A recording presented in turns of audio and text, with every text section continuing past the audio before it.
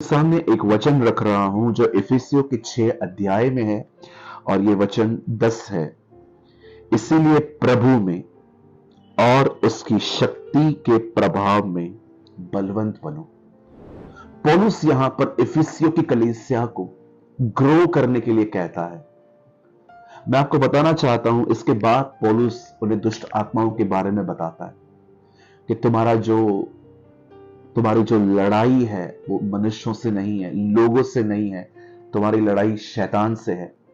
उसके बाद वो उन्हें हथियार पहनने के लिए कहता है। मेरे भाइयों, मेरी बहनों, याद रखिए, Christian life is not a picnic, it's a battle. मैं फिर से दोहराता हूं हिंदी में, मसीह जीवन एक पिकनिक की तरह नहीं है जहां पर आप घूमने फिरने और नजारे देखने के लिए आते हैं। मैं आपको बताना चाहता हूं, जिस दिन आप एक मसीह बनेंगे, When you became a Christian, जब आप प्रभु यीशु को स्वीकारते हैं, मैं आपको बताना चाहता हूं, शैतान का साथ छोड़ने के बाद शैतान आपके पक्ष में नहीं खड़ा होगा, वो आपका दुश्मन बनेगा।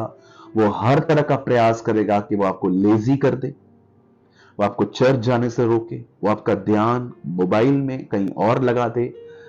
अब वो जानता है कि आपने यीशु को स्वीकारा है, अब आप उद्धार के रास्ते पे चल रहे हो, आप नजात की तरफ बढ़ रहे हो। अब वो जानता है कि कैसे न कैसे मुझे इसको खींचना है, मुझे इसको वापस की पुरानी जिंदगी में ले आना है, ताकि ये एक ऐसी जगह पे आ जाए जहां पर ये यीशु का इनकार तक कर दे और अपने उद्धार को खोले।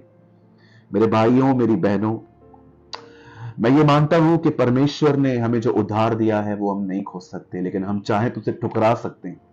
इस दुनिया में बहुत से लोग हैं जिन्होंने यीशु मसीह को सुनने के बाद भी ठुकरा दिया है। उन्होंने अपने उद्धार को रिजेक्ट किया है। मैं आप में से हर एक को कहना चाहता हूं, आज के वचन को बड़े ध्यान से सुने। ये आपको एक नई शुरुआत दे सकता है, ये आपको एक न्यू बिगिनिंग दे सकता है।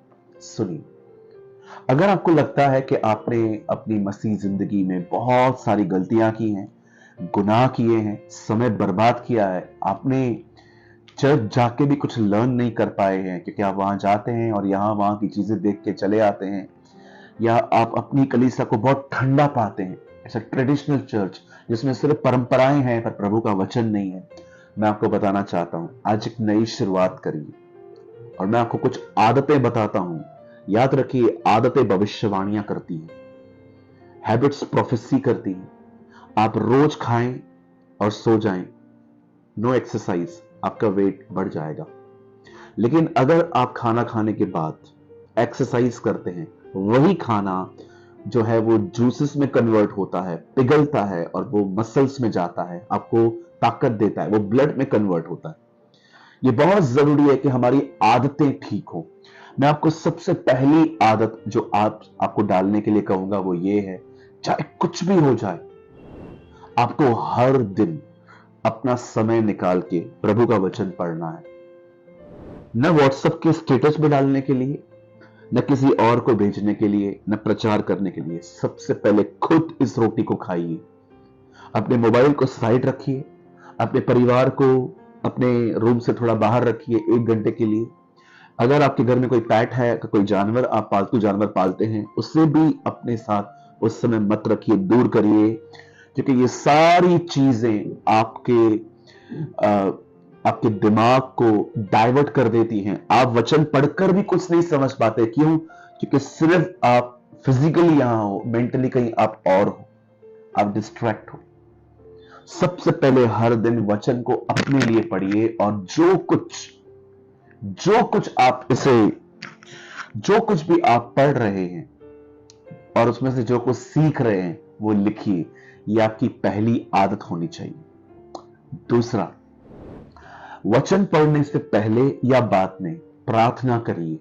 You should pray. और मैं आपको बताना चाहता हूं, आपको किसी की प्रार्थना को नकल करने की जरूरत नहीं है। आपको अपनी ट्रेडिशनल प्रार्थनाएं करने की जरूरत नहीं है। या आप देख रहे हो ये बंदा ऐसे प्रार्थना करता है, ठीक है, हम स्टार्टिंग में थोड़ा कॉपी कर लेते हैं, लेकिन मैं आपको कहना चाहता हूं, प्रार्थना अपने आप को प्रभु के सामने उंडेलना है। आप जानते हैं, हम समय समय पे डिप्रेस फील करते हैं, इनकरेज फील करते हैं, अपने आप को खोया हुआ फील करते हैं, लॉस्ट फील करते हैं। प्रार्थना अपनी फीलिंग्स को खुदा के सामने ले आना है। अगर आप डिस्करेज हो, आप देख रहे हो कि मुझे कोई उम्मीद नहीं दिख रही, खुदा को बताइए, खाली हो जाइए। अगर आप उत्साहित हो, आप खुश हो, प्रभु की स्तुति करके उसको धन्यवाद दीजिए। अगर आप देख रहे हो कि मेरा कोई लक्ष्य नहीं है, यह भी खुदा को बताओ। हर चीज परमेश्वर को बताइए। प्रार्थना, मैं आप में से हर एक को कहना चाहता हूं, प्रार्थना जो है वो अपने आप को उंडेलना है। कई लोग कहते हैं ब्रदर मुझे प्रार्थना करना नहीं आती। जी, आपको प्रार्थना करने नहीं आती, कोई बड़ी बात नहीं है इसमें। मैं आपको बताता हूं, प्रार्थना किसी को भी नहीं आती, प्रार्थना सिर्फ पवित्र आत्मा करवाता है। और जो आपके दिल में है, इससे परमेश्वर के लिए बताइए।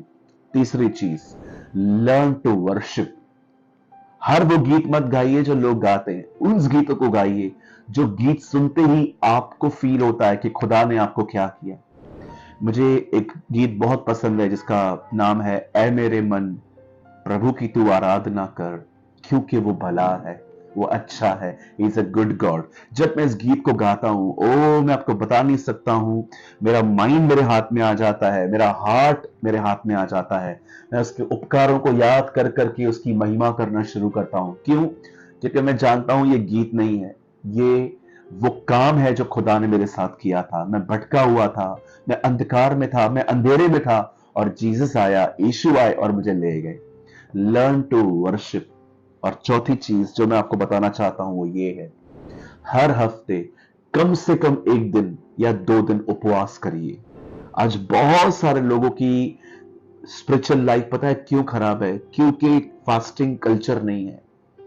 हर दिन वे अधिक से अधिक खाते जा रहे हैं। आपको पता है इन दिनों में खाने